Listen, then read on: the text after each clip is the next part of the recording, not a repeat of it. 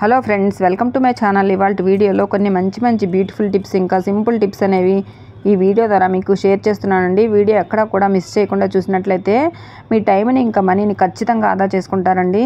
Video నచ్చితే కనుక please ఒక లైక్ చేయండి. ఇంకా ఫస్ట్ టిప్ ఏంటంటే, మనం పూజలకు కానీ లేదంటే చట్నీలకు కానీ ఇలా కొబ్బరికాయలు అనేవి కొడుతూ ఉంటాం కదండి. ఇలా కొబ్బరికాయలు కొట్టినప్పుడు మనకి కొబ్బరి అంతా వాడేసుకున్న తర్వాత ఈ చిప్పలు అనేవి పనికిరామని పడేస్తూ ఉంటాం కదండి. అలా కాకుండా ఇలా మనం కొబ్బరి చిప్పలు తిరిగి యూజ్ చేసుకోవచ్చండి.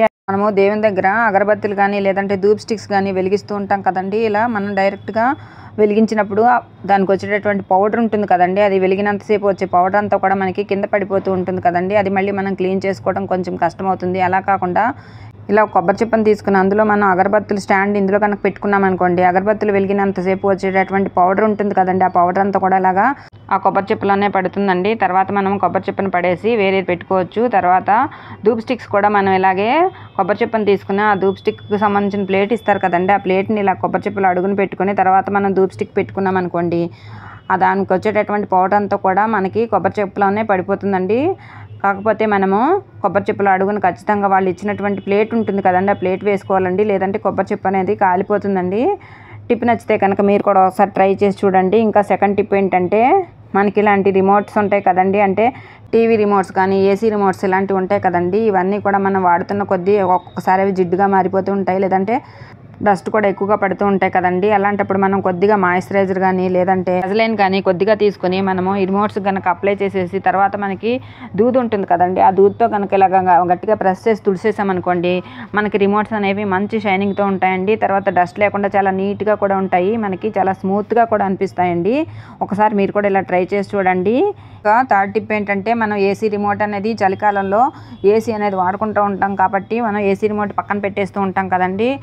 ఏసీ రిమోట్లో బ్యాటరీస్ అనేవి ఉంటాయి కదండి, ఆ బ్యాటరీస్ మనం ఇలా కనుక రిమూవ్ చేసేసి మనం ఏసీ రిమోట్ని అలా పెట్టామనుకోండి, ఏసీ రిమోట్ అనేది పాడైపోకుండా కూడా ఉంటుంది. తర్వాత బ్యాటరీలు అందులోనే ఉండిపోయినట్లయితే బ్యాటరీలు అనేవి లీక్ అయిపోయి ఏసీ రిమోట్ అనేది పాడైపోతుందండి. అందుకని ఇలాగా బ్యాటరీలు కనుక రిమూవ్ చేసేసామనుకోండి, మనకు అవసరమైనప్పుడు మళ్ళీ తిరిగి బ్యాటరీస్ అనేవి వేసుకుని మనము ఏసీని ఆన్ చేసుకోవచ్చండి. ఇది 100% ఖచ్చితంగా వర్క్ అవుతుందండి. మీరు కూడా ఒకసారి ట్రై చేసి చూడండి. ఈ చలికాలంలో మనము డోర్ మ్యాట్లు అనేవి ఉతికినప్పుడు మనకి ఆరకుండా మనకి తడి వాసన అనేవి వస్తూ ఉంటాయి కదండి. మనం అలా తడి వాసన అనేది రాకుండా మనకి డోర్ మ్యాట్లు అనేవి చాలా నీట్గా ఉండటానికి ఒక టిప్ చెప్తానండి. అదేంటంటే, మనకి డోర్ మ్యాట్ల మీద ఇలాగ మనకి వంటల్లో వాడే వంటసోడా ఉంటుంది కదండి, ఆ వంటసోడా వేసేసుకుని మనము మొత్తం అంతా కూడా స్ప్రెడ్ చేయాలండి. తర్వాత మనం ఏదైనా వాడిన దువ్వెన ఏదైనా ఉంటుంది కదండి, ఆ దువ్వెనతో ఇలాగ మనం కనుక మొత్తం అంతా ఇలా దువ్వినట్టుగా చేసేసామనుకోండి, వంటసోడా మనకి డోర్ మ్యాట్లో ఉండేటటువంటి తడిని అంతటిని కూడా పీల్చుకుంటుందండి. డోర్ మ్యాట్లు ఆరకుండా ఉన్నట్లయితే అందులో ఉండేటటువంటి బ్యాడ్ స్మెల్ ఏదైనా ఉన్నట్లయితే ఈ వంటసోడా అనేది ఆ బ్యాడ్ స్మెల్ని కూడా పీల్చుకుంటుందండి. తర్వాత మనకి దువ్వెనతో ఈ డోర్ మ్యాట్లు దువ్వాం కాబట్టి అందులో ఉండేటువంటి డస్ట్ కానీ లేదంటే వెంట్రుకలు కానీ అలాంటివన్నీ కూడా మనకి బయటకు వచ్చేస్తాయండి. తర్వాత శుభ్రంగా దులిపేసుకుని మన డోర్ మ్యాట్స్ అనేవి మళ్ళీ మామూలుగా వాడుకోవచ్చండి. టిప్ కనుక యూజ్ అవుతుంది అనిపిస్తే ఒకసారి మీరు కూడా ట్రై చేసి చూడండి. ఇంకా నెక్స్ట్ టిప్ ఏంటంటే, మన అందరి ఇళ్లలో కూడా ఇలాంటి పెన్నులు ఉంటాయి కదండి. ఈ పెన్నులు అనేవి పిల్లలు క్యాప్ ఒక చోట పెన్ను ఒక చోట వాడిన తర్వాత పడేస్తూ ఉంటారు కదండి. అలా కాకుండా మనం ఈ పెన్నుల్ని ఇలా మనం వాడినటువంటి బ్యాంగిల్స్ ఏవైనా ఉంటాయి కదండి, ఇలా మెటల్ బ్యాంగిల్స్ ఒకదాన్ని తీసుకోవాలండి. తర్వాత ఈ పెన్నులన్నీ కూడా మనం ఇలా బ్యాంగిల్కి కనుక ఇలా తగిలించుకున్నాం అనుకోండి, పిల్లలకి అవసరమైనప్పుడు కావాల్సిన పెన్నుని తీసుకుని వాడుకోవడానికి కూడా చాలా యూజ్ఫుల్గా ఉంటుందండి. ఇలా బ్యాంగిల్స్కి మనం పెన్నులు తగిలించుకుని మనం గోడకి ఏదైనా హుక్ కానీ మేక్ కానీ ఉన్నట్లయితే దానికి బ్యాంగిల్ మనం అక్కడ తగిలించుకున్నాం అనుకోండి గోడకి, మనకి చూడటానికి కూడా చాలా బ్యూటిఫుల్గా కూడా ఉంటుంది. తర్వాత మనం తీసుకుని వాడుకోవడానికి కూడా చాలా నీట్గా అనిపిస్తుందండి.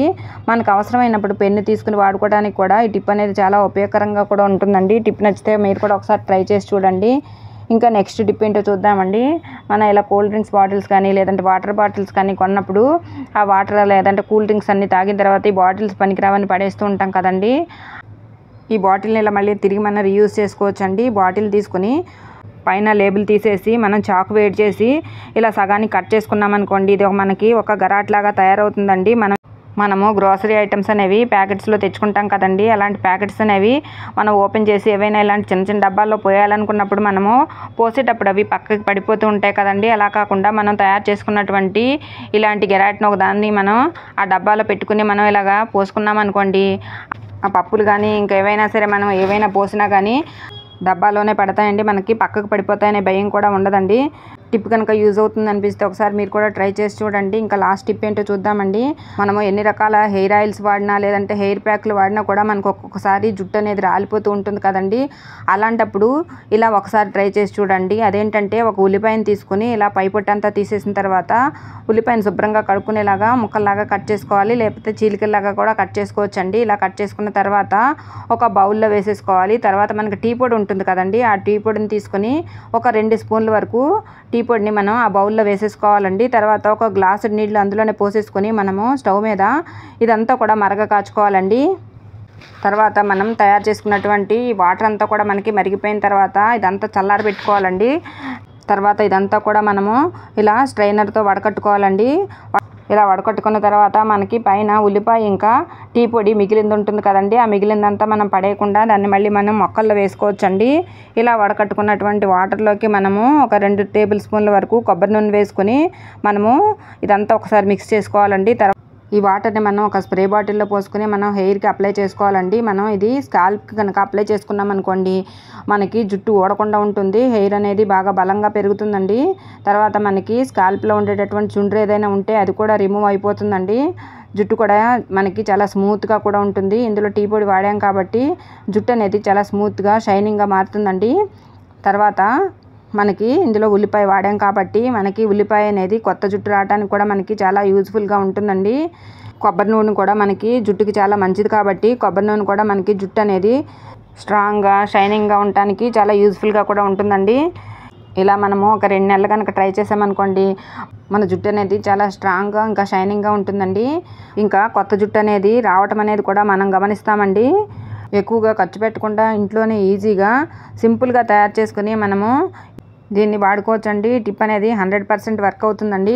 ఇంతేనండి ఇవాళ వీడియో. ఈ వీడియోలోని టిప్స్ అన్నీ కూడా మీకు నచ్చాయి అనుకుంటున్నానండి. టిప్స్ నచ్చితే కనుక ప్లీజ్ లైక్ చేయండి. కొత్తగా ఎవరైనా సరే ఛానల్ కనుక చూస్తున్నట్లయితే ప్లీజ్ సబ్స్క్రైబ్ చేసుకొని పక్కనే ఉన్నటువంటి బెల్ గంట కనుక ఆన్ చేసినట్లయితే నేను చేసేటటువంటి వీడియోస్ అన్నీ కూడా మీకు నోటిఫికేషన్లో వస్తాయండి. ఇంతేనండి ఇవాళ video. Thanks for watching this video. Thank you.